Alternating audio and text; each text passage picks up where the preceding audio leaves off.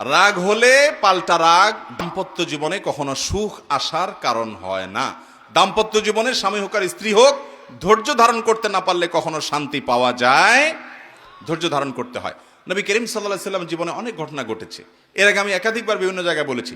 আয়েশা রাদিয়াল্লাহু তাআলা আনহা ঘরে ছিলেন, তিনি, তার নিয়ম ছিল যে স্ত্রীর ঘরে থাকতেন, রান্নাবাড়া তিনি করতেন।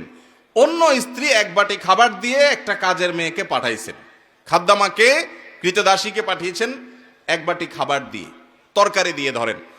তো ভালো বুড়া রান্না করেছেন, রসুলের জন্য পাঠাইছেন। আয়েশা রাদিয়াল্লাহু তাআলা আনহা দরজা খুলে দেখলেন যে কাজের মেয়ে তরকারি নিয়ে আসছে আরেক স্ত্রীর ঘর থেকে। তো এই টাইমে যে কোনো মানুষই, যে কোনো মহিলারই মাথা গরম হওয়ার কথা। আমার বাসায় আজকে উনি থাকবে, আমি যা খাওয়াবো, তুমি আবার ওখান থেকে এক বাটি দিয়ে ভালো হওয়ার চেষ্টা করতেছো। উনি বাটিটা ধরে ছুঁড়ে ফেলে দিলেন।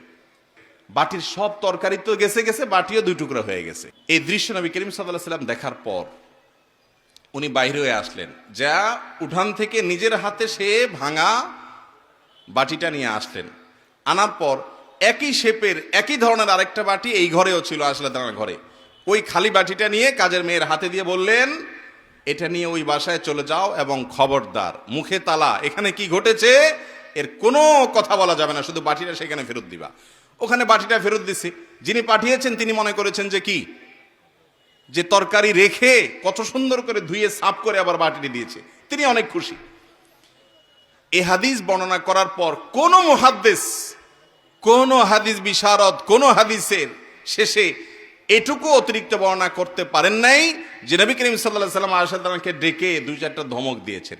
আপনি আমি যদি হইতাম এই জায়গায়, আর কিছু না হোক, বোর্ড দিকে তাকায়া অন্তত বিরক্তির সুরে এটুকু তো বলতাম যে এটা কাজ করলা, তুমি বাটিটা ভেঙে ফেললা, তুমি তরকারি না নিতে বাটিটা ভেঙে ফেললা। নবী করিম সাল্লাল্লাহু আলাইহি ওয়াসাল্লাম একটি কথাও বলেছেন বলে কোনো বর্ণনায় পাওয়া যায় না।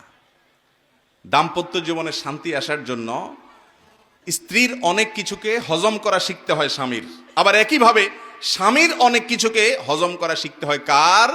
স্ত্রীর। আজ আমাদের সমাজ ব্যবস্থায় ভোগ ভোগ ভোগ, ত্যাগের কোনো নাম নিশানা নাই, যার কারণে সবর কেউ কাউকে প্রতি করতে রাজি না। দাম্পত্য জীবনের শান্তির জন্য এই সবর এবং শুকর যা আল্লাহ তাআলা দিয়েছেন সেটার উপরে শুকরিয়া আদায় করার মানসিকতা থাকতে হবে, না হলে কোনোদিনই আপনি শান্তি পাবেন না।